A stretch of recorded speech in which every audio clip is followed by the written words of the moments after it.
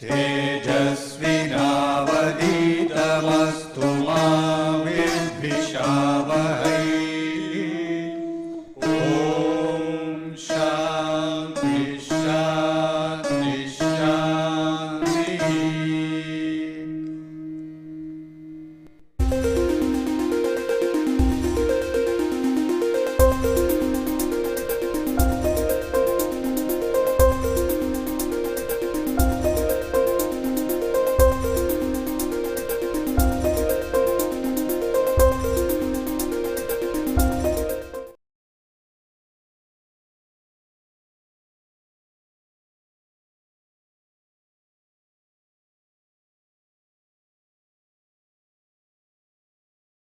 We were considering about functions. We were also considering when a function is said to be injective, surjective and bijective.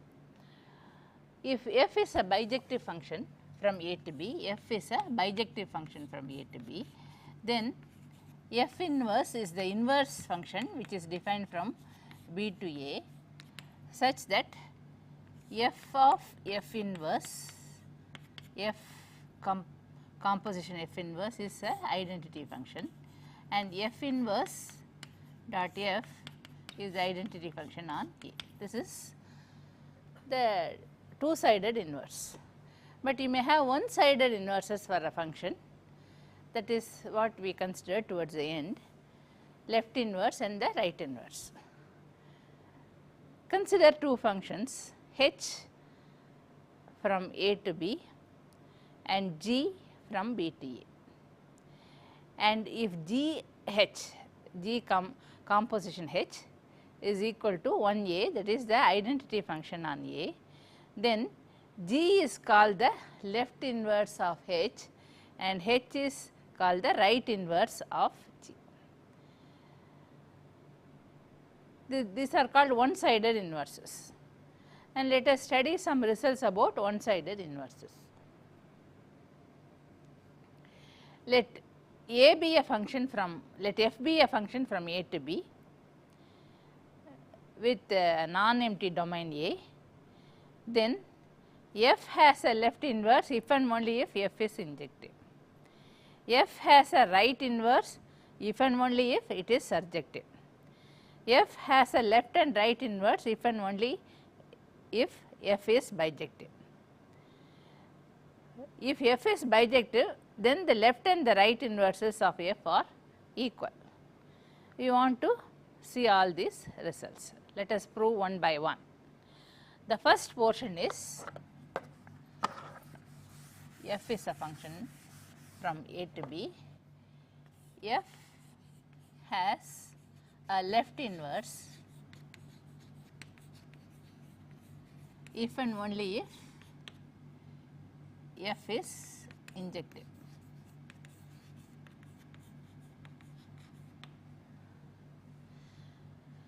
Now, there are two portions we have to prove. F has a left inverse, if f has a left inverse, this implies f is injective. This is one portion we have to prove. The other portion is f is injective. If f is injective, then f has a left inverse.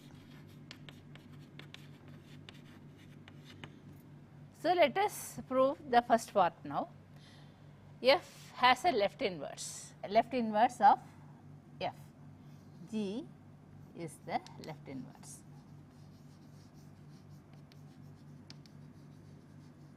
So, G will be from B to A and G dot f is equal to 1A.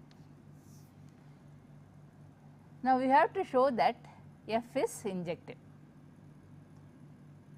Suppose f is not injective, then there exists A dash belonging to A not equal to A dash, such that f of a equal to f of a dash, because two different elements are mapped onto the same elements, that is it is violating the injective property. So, if we are taking, if suppose f is not injective, what happens? We will show that if f a is equal to f a dash, then you will show that a is equal to a dash. So, consider this. What can you say about a in this case? A is 1a of a, is not it, the identity function on a, and what is 1a? It is g dot f of a, that is equal to g dot g of f of a, and f of a is f of a dash. So, g of f dash f of a dash, and that is g f of a dash, that is 1a of a dash, g f is 1a equal to a dash. So, if you have f a is equal to a dash, your assumption that a is not equal to a dash is not correct. You will show that a is equal to a dash. That means this is not correct, f is not injective, f is injective, f is injective. This is one way we have proved, that is you have to prove two parts, f has a left inverse, then f is injective. The second part is, if f is injective, then f has a left inverse. This is what we have to prove now. Let us see how to prove that. F is injective.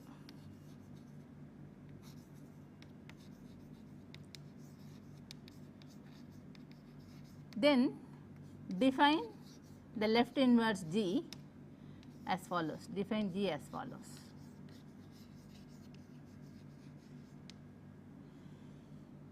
G will be from B to A, G of B equal to A if f of A is equal to, if you have an element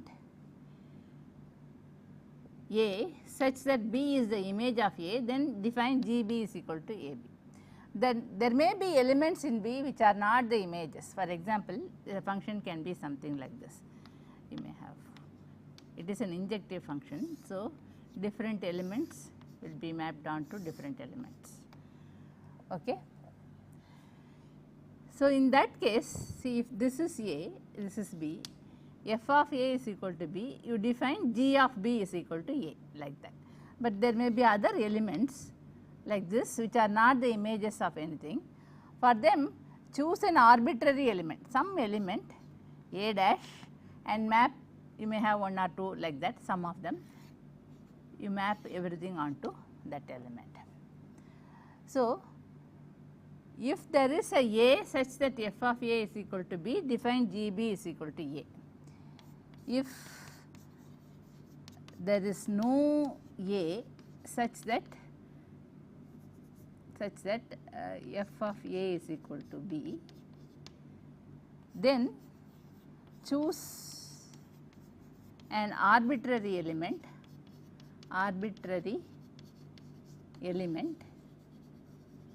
A dash, and then define G of B is equal to A dash. Otherwise, that is in this case, if there is an element A such that f of A is equal to B, define G of B is equal to A. If it is not the case, that is B is not the image of any element, choose an arbitrary element A dash and then define GB is equal to A dash. Now, this G satisfies all the condition of the left inverse. If you have, you see, G of f of an element A will be obviously G of B, f of A is B, will be A. So, that condition will be satisfied, and so G is a left inverse. But you must note that I could have chosen this as the arbitrary element, I could have chosen this as the arbitrary element, and so on. There are several possibilities. This element could have been chosen in several different ways. So, the left inverse of a function is not unique. left inverse is not unique. What we have proved is F is injective would imply F has a left inverse. It may have several left inverses, the way it depends on how you define that. So, by this we have proved the first part. F has a left inverse if and only if it is injective. Let us now prove the second part. F has a right inverse if and only if F is surjective. So, here again there are two parts. F has a right inverse, then F is surjective. F is surjective. If F is surjective, then F has a right inverse. So, we have to prove it in two parts. First is, if F has a right inverse, then F is surjective. Let H be the right inverse of F, right inverse. Then H will be from B to A. So, you have F dot H is equal to 1 B. In this case, you have to show that F is surjective. Now, if you take an element B, take some element B belonging to B, then if F is surjective, F is from A to B, F is from A to B. So, if F is surjective, then B should be the image of some element of A under F. Take some B belonging to B. Now, what can you say about F dot H of B? This is 1 B of B equal to B. So, F of H of B is equal to B. Let H of B be equal to A. Let H of B be equal to A. Then you have F of A is B. So, there is an element A belonging to A such that F of A is equal to B. Now, H, because H is a function, H is properly defined. So, HB is definitely some element of A, and that is A, say. Then you have F of A is equal to B. So, for every B belonging to B, you can find an A in the set A such that F of A is equal to B. So, every element of B is an image of some element of A under F. That means F is surjective. Therefore, F is surjective. So, we have proved this part, that is, if F has a right inverse, then F is surjective. The other way around, we have to prove that if F is surjective, then F has a right inverse.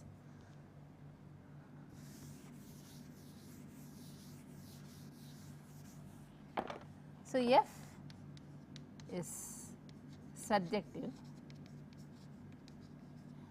It will be something like this. This is mapped onto this is mapped onto this.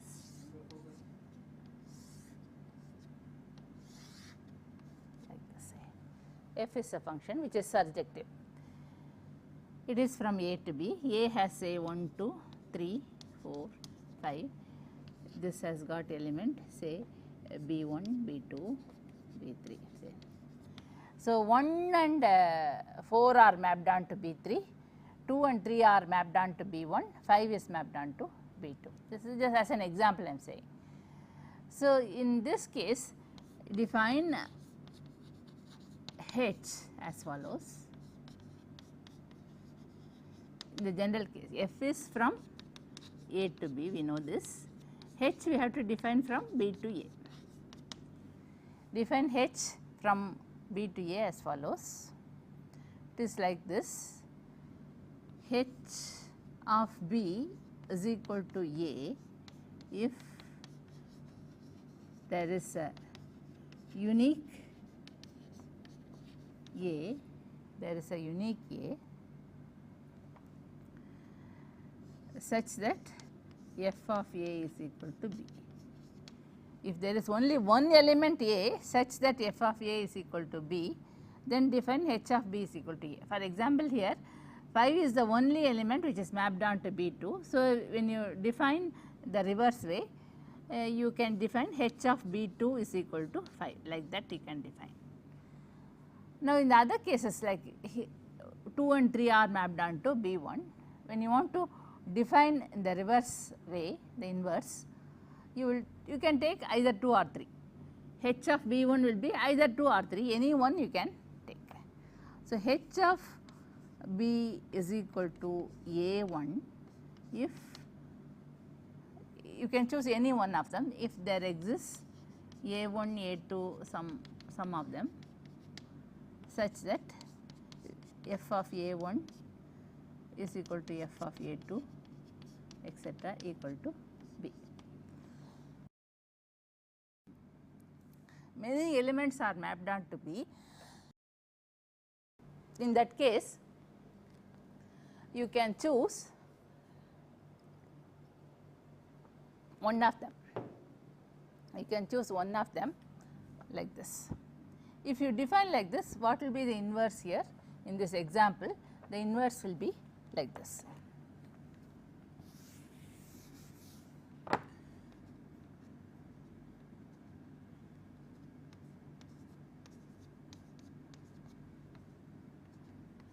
B1, B2, B3, because B2 will be mapped on to 5, B1 to any one of them, B3 again to one of them, like this. Again I could have chosen 2 or 3 for B1, or I could have chosen 1 or 4 for B3. So, the right inverse need not be unique, that you have to see. Now, does it satisfy the condition of the 1B condition? What can you say about, in this case what can you say about f? We know that f into h is 1B. So, if you take some B belonging to B, then what can you say about f h of B? That will be equal to f of h of B, but h of B will be some one of the A1 which are mapped on to B. So, it will be some f A such that A is mapped on to B by f. So, this will be B. So, this condition that f h is equal to 1B will be satisfied. So, h will be a right inverse. As I mentioned to you earlier, you could have mapped, in this example you could have mapped B1 to 2 or 3, you could have mapped B3 to 4 or 1, several possibilities exist. So, the right inverse is not unique, right inverse is not unique.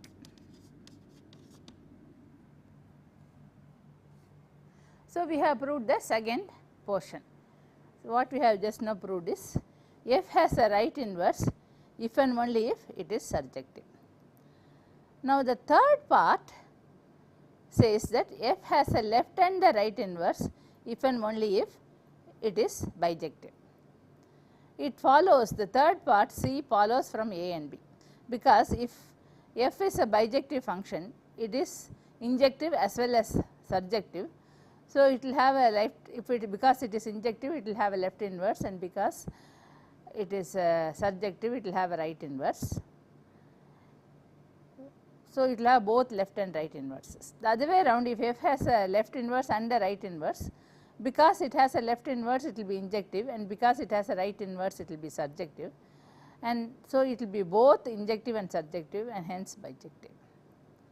So, the third part will follow from the parts A and B. Now, the last portion says that if f is a bijective function and then you have a left and the right inverse, they are equal. So, in the case of bijection it is very easy, it will be like this, as we considered f inverse earlier. If f is bijective say, then the mapping will be like this, something like this. Different elements will be mapped down to different elements and everything will be the image of something. To get the inverse you have to just reverse the arc, that is all. This will be both the left inverse and the right inverse.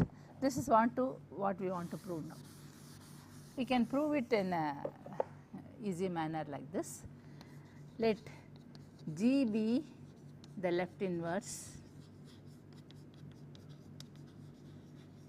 and H be the right inverse. Let G be the left inverse of f and H be the right inverse. Then both G and H are from B to A. They are functions from B to A, and what do you have? You have G into f is equal to 1A and f into H is equal to 1D. This is what you have. Now, we have to show that G and H are the same. G is equal to H. How do we show that? G, take G, G is from B to A. So, G you can write it as,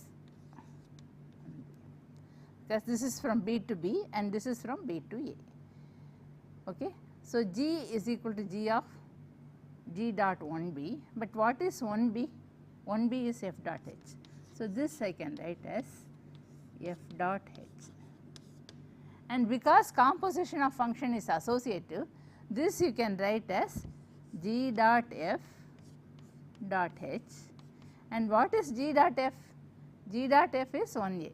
So, you can write it as 1A dot h. H is from B to A and this is from A to A. So, this is properly defined, and what is 1A dot h? Identity function when you use in composition it is the same as h. So, this is the same as h. So, you get G is equal to h, and this proves the last part. So, we have this theorem connecting the properties of a function being surjective, injective, bijective, and the property that it has a left inverse, right inverse and both the inverses. Okay. So, we have considered some properties of functions and some facts about the function, some definitions also. Now, let us consider some problems, how to tackle some problems using in functions and also in relations. Consider this question. Suppose A is a finite set with n elements. How many elements are there in the largest equivalence relation on A? A is a finite set with n elements. Then how many elements are there in the largest equivalence relation on A? What is the rank of the largest equivalence relation on A? How many elements are there in the smallest equivalence relation? And what is the rank of the smallest equivalence relation? Now, if you remember, if you have a set with n elements, then if it is reflexive, if it is an equivalence relation, it will be reflexive, and symmetric means when there is an arc between one and this node and this node, there will be arc in the other direction also. And transitive would mean if there is a arc like this and like this, you will also have an arc like this. Okay. Now, the largest equivalence relation means it should contain the largest number of ordered pairs. That is possible only when every two nodes are connected, then it will satisfy the symmetric property, it will satisfy the transitive property also. So, the largest equivalence class having these n elements would be a complete digraph where there is an arc between every pair of nodes. So, how many ordered pairs can you have with in A cross A? This has got n elements, this has got n elements. So, n squared elements you can have, and all these n squared ordered pairs are present in this relation. It is the largest equivalence relation.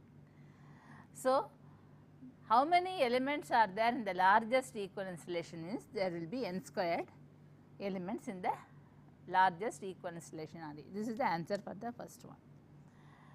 In this case, every pair of element is related. So, if you have A1, A2, A3, An, A1 and A2 will be in the same equivalence class because everything is related. A2 and A3 will be in the same equivalence class and so on. Like that, all of A1, A2, A3, An, they will all be in the same equivalence class. So, what is the rank or the index of the equivalence class, equivalence relation? It is a number of equivalence classes, and in this case the number is just 1. You have only one equivalence class. So, that is the second portion. The third portion is how many elements are there in the smallest equivalence relation on A. What will be the smallest equivalence relation? It will be like this.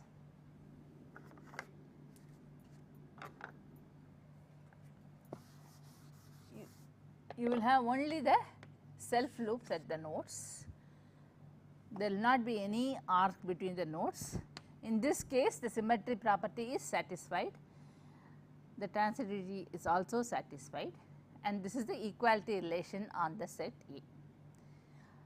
This is the minimum number of ordered pairs we can have in an equivalence relation on the set A, because it should always satisfy the reflexive property. That means you must have the self loops. So, in this case, the only ordered pairs are of the form A1, A1, A2, A2, A3, A3 and so on. So, the minimum equivalence relation or the smallest equivalence relation on A will have n ordered pairs of the form Ai, comma Ai. In this case, each element is in one equivalence class. A1 is in one equivalence class, A2 is in one equivalence class, A3 is in one equivalence class and so on. So, the rank or the number of equivalence classes is also n in this case. So, for 3 and 4 the answer is n. Now, let us consider some more relation. Let A and B be finite sets. Suppose A has m elements and B has n elements. State the relationship which must hold between m and n for each of the following to be true. There exists an injection from A to B. A has m elements and B has elements. You have a set A and a set B. This has m element, this has n elements, right? A has m elements. Okay. Now, you want to have an injection from A to B, that is different elements should be mapped onto different elements. You may have some more elements left out also. So, what is the condition, what is the relation between n and m? N should be greater than or equal to m. If A has m elements, they should be mapped down to different elements in B. So, B should have at least m elements. So, n should be greater than or equal to 1. This is the answer for the first one. Now, there is a surjection from A to B, that is every element is the image of, you may have something like this also, every element is the image of some element here. If you have more elements here, then there will be some elements left out, isn't it? So, the number of elements in B should be less than or equal to the number of elements in A, that is n should be less than or equal to m in this case. If you want to have a surjection from A to B, A having n elements and B having n elements, n should be less than or equal to m. And if it is a bijection, it is both surjective and injective, that is you will have something like this, different elements will be mapped down to different elements, and at the same time every element will be the image of some elements. So, if it is bijective, n has to be equal to, or in other words it has to satisfy this condition and this condition. So, it has to be n is equal to m. So, if there is a bijection from A to B, the relationship between n and m is n is equal to m. Consider another problem. Let A be a set, this is on relations. Let A be a set with 10 distinct elements. How many different binary relations on A are there?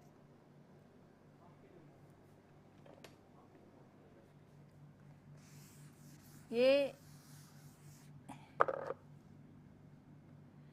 the relation is on A cross A.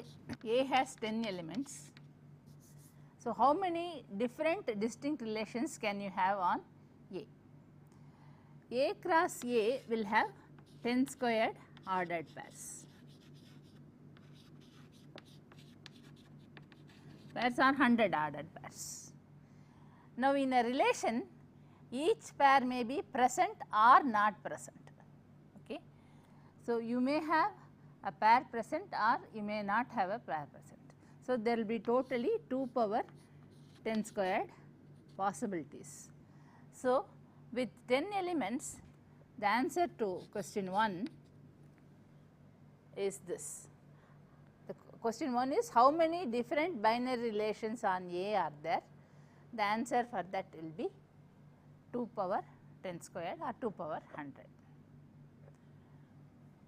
The second is how many of them are reflexive. So, among these 2 power 10 squared relations, how many of them are reflexive? If you have n elements, if it is reflexive, there will be self loops. This has to be present at every node. So, among the 10 ordered pairs, there are 10 elements. These 10 should be definitely present, and leaving out the 10, there are 90 other ordered arcs, ordered pairs from one to another, that is 10 into 9, 90 you get. Between the nodes you have 90 arcs. Now, each one of this arc may be present or may not be present in a relation. So, if it is reflexive, these are present, but these self loops are present, but the other arcs may be present or may not be present.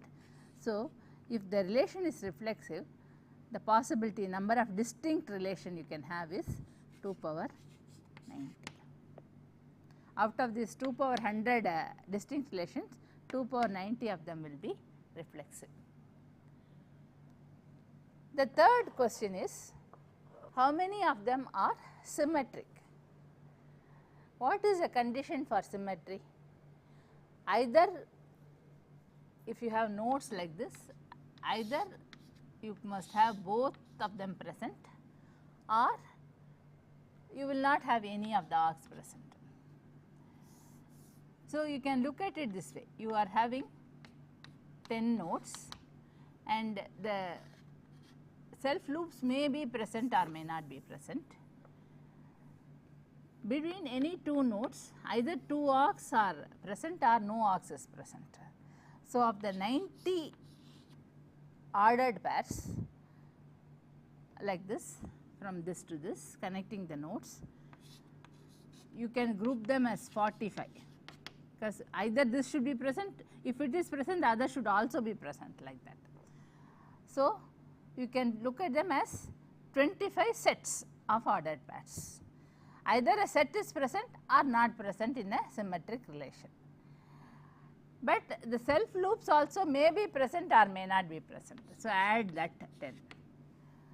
right. So, out of these 55 things, something may be present or may not be present in a relation. So, the total number of possibilities will be 2 power 55. The number of relations which are symmetric is 2 power 55. So, we have tackled the third question. What is the fourth question? How many of them are reflexive and symmetric? So, we have seen that there are 2 power 90 which are reflexive, out of which how many of them are symmetric also. That means, again as I mentioned to you, either the arc is present in both ways or not present. That is, the 90 ordered pairs you can group as 45 sets. So, this each one of the 45 may be present or may not be present, but the other 10 should be present if it is reflexive. So, if the relation is both reflexive and symmetric, the number of possibilities will be 2 power 45 in this case. So, out of the 2 power 100 relations, 2 power 90 of them are reflexive, 2 power 50 of them are symmetric, 2 power 45 of them are both reflexive and symmetric. The last question is, how many of them are total ordering relation? A total ordering relation is a linear order and it should be represented as a chain. The elements will be represented as a chain like A1, A2 like that. How many such relations can you have? Now, there are 10 elements. So, the first element you can choose in 10 possible ways. After choosing the first element, you will be left out with 9 elements. The second element can be chosen in 9 possible ways. After having chosen the first and the second element, the third element you can choose in 8 possible different ways, the fourth element in 7 possible different ways, and so on. So, the number of such relations you can have is 10 factorial or 10 if you represent like this. So, the answer to the fifth question is 10 factorial. Now, let us consider another thing. You are having a set A with n elements. A is a set with n elements. NR represents the number of distinct binary relations on A. Now, what can you, that is A cross A. Now, what can you say about NR? What is the value of NR? You know that NR is 2 power n squared. We have seen this, just now we have seen for the case of 10 elements. With n elements, you can have n squared ordered pairs. In a relation, an ordered pair may be present or may not be present. So, there will be 2 power n squared possibilities. Let NF denote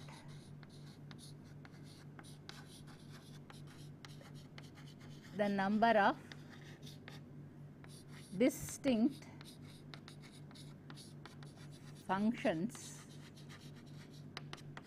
from A to A. Now, what can you say about NF?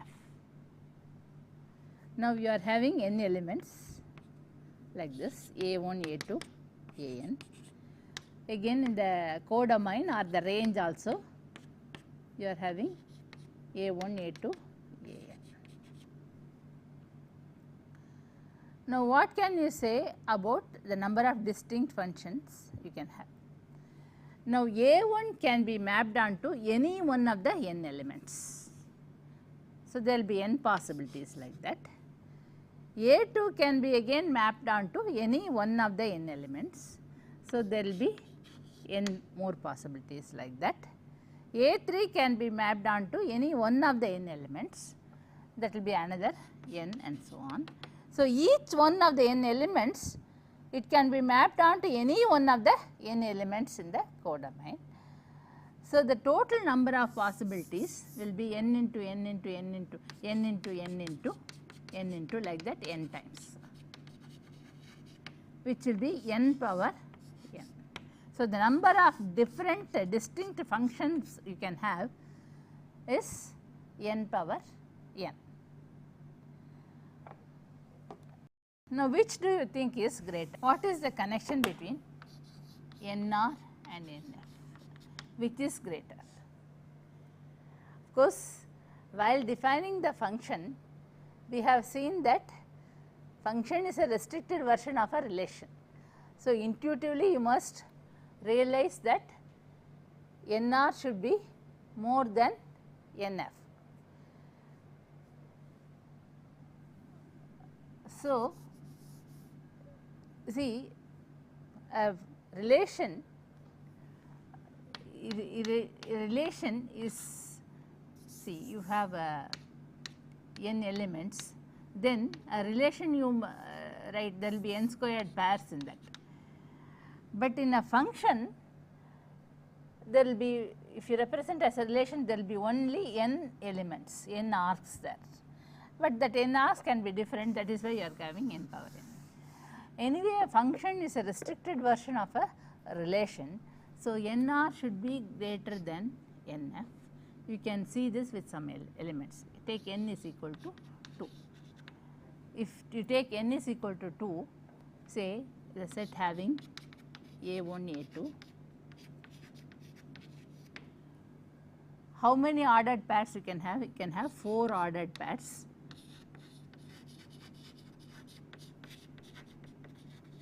And so, how many distinct relations you can have? You can have 2 power 4 distinct relations. That is, in this case, NR will be equal to 2 power 4 equal to 16. Now, how many different functions can you have from n this? See, A1 can be mapped onto A1, A2.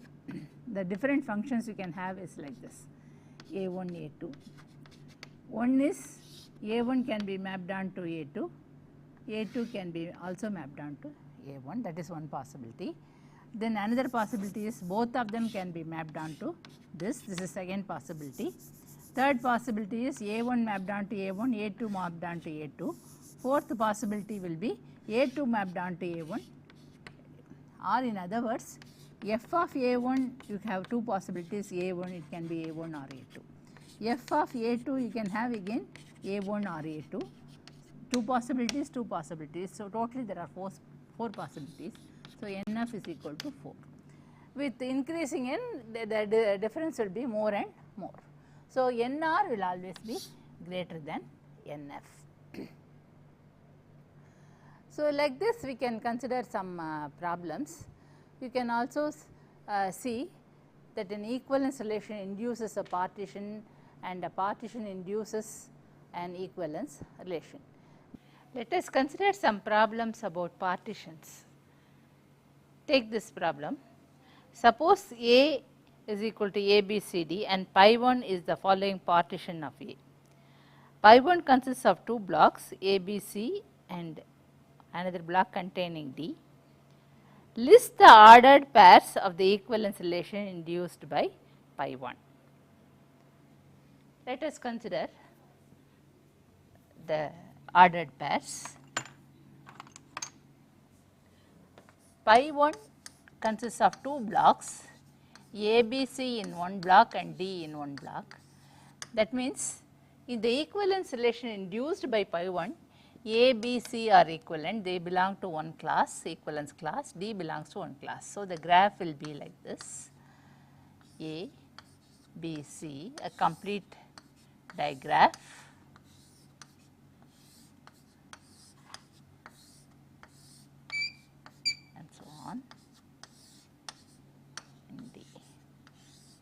So, what are the ordered pairs? The ordered pairs will be AA, BB,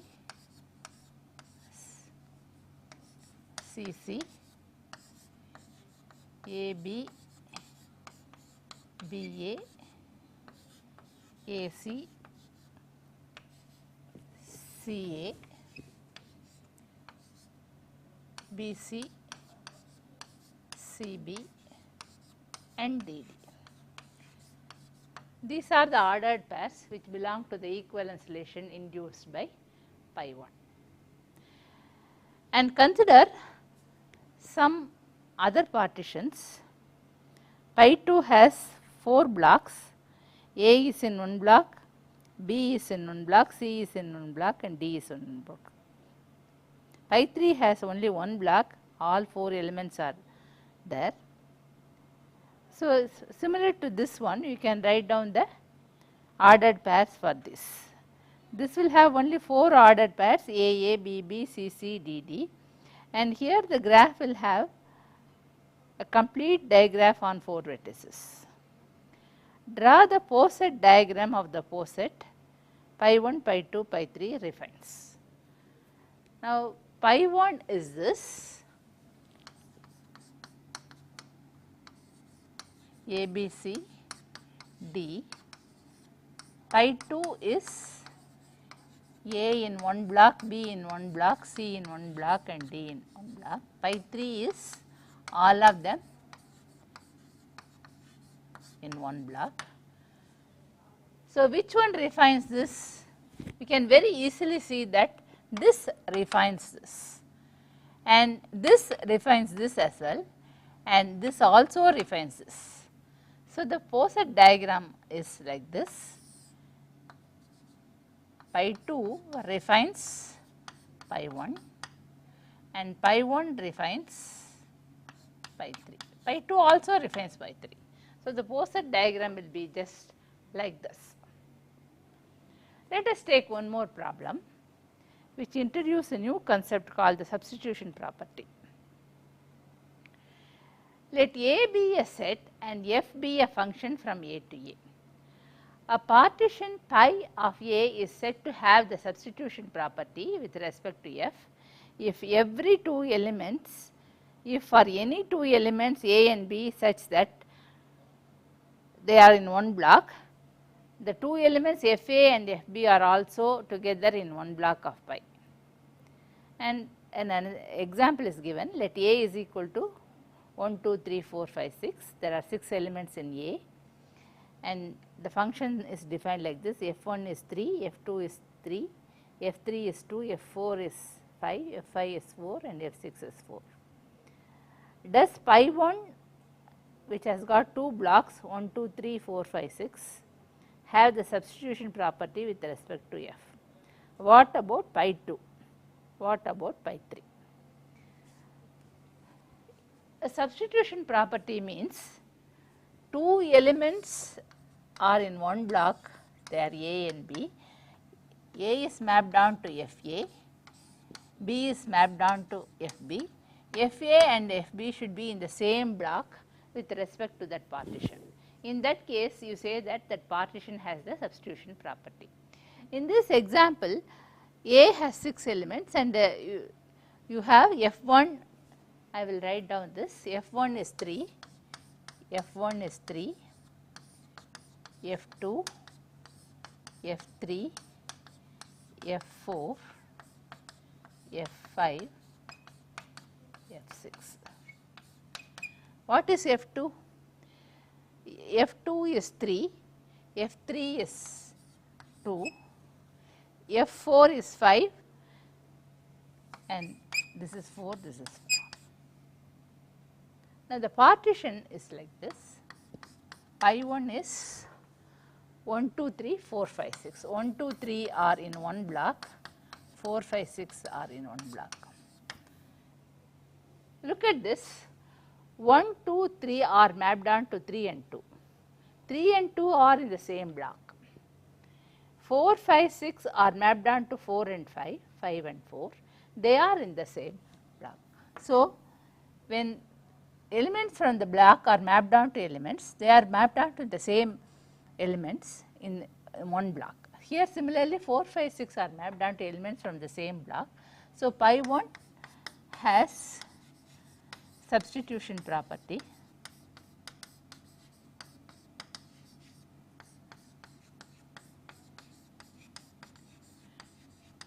with respect to f. Now, what about pi 2? What is pi 2? Pi 2 is given to be 162534. 162534, that is 1 and 6 are in one block, 2 and 5 are in one block, 3 and 4 are in another block. Now, 1 and 6 are mapped on to 3 and 4, and 3 and 4 are in the same block. 2 and 5 are mapped on to 3 and 4, again 3 and 4 are in the same block. 3 and 4 are mapped on to 2 and 5, 2 and 5 are in the same block. So, again this also has the substitution property. Now, take pi 3. What is pi 3? Pi 3 is 1, 2, 3, 4, 5, 6. That is 1 and 2 are in one block, 3 and 4 are in one block, 5 and 6 are in one block. 1 and 2 are mapped on to 3, no problem. 3 and 4 are in one block, they are mapped on to 2 and 5. But 2 is in one block, 5 is in another block. So, they are not in the same block. So, this does not have substitution property with respect to f. Pi 1 and pi 2 have substitution property with respect to f. Pi 3 does not have substitution property with respect to f. Let us continue with the problem. Let A be a set of integers and pi be a partition of A into odd and even integers. Let f A is equal to A plus 1 for every A in A. Does pi have the substitution property with respect to f? And let G A be A by 2 if A is even, otherwise A minus 1 by 2 if A is odd. Does pi have substitution property with respect to G? So, let us consider this. We are considering the set of integers and splitting it into even and odd integers. One block consists of even integers, another block consists of odd integers, and the function f is defined as f of A is equal to A plus 1. That is, any even integer will be mapped on to an odd integer, and any odd integer will be mapped on to an even integer. So, all even integers are mapped on to odd integers, and all odd integers are mapped on to even integers. So, whenever you take two even integers, they will be mapped on to odd integers, and whenever you take two odd integers, they will be mapped on to even integers. That is, one block is mapped on to another block. This block is mapped on to this block is mapped on to this. So, this particular partition, if you call it as pi, pi has substitution property with respect to f, where f is defined this way. There is another function g which is defined like this: g of A is A by 2 if A is even, and g of A is A minus 1 by 2 if A is odd.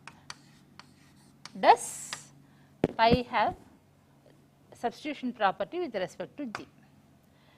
Suppose I take A to be 6, then g of 6 will be 6 by 2, that is 3, and if I take A to be 8, g of 8 will be 4.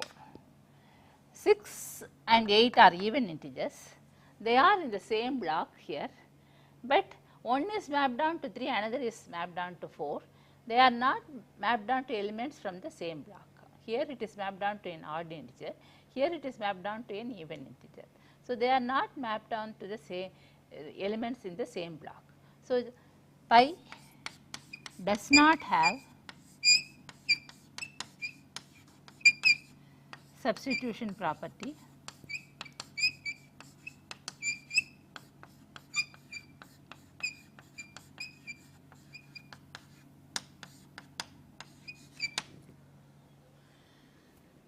in a similar manner.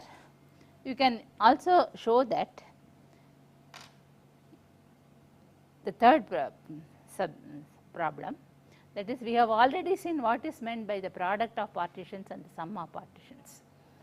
So, if pi 1 and pi 2 are two partitions that have substitution property with respect to f, there are two partitions which have substitution property with respect to f. Then if we take the product of pi 1 and pi 2, then that will also have substitution property with respect to f. If you take the sum of pi 1 and pi 2, that will also have the substitution property with respect to f.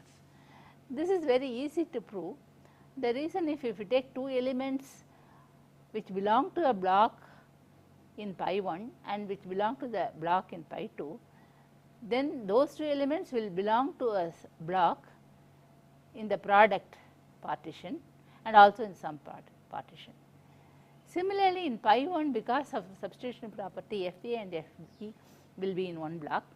In pi 2 also FA and F2 will be in one block, and in pi 1 dot pi 2 FA and FB will be in one of the blocks, which is obtained by the intersection of a block in pi 1 and pi 2.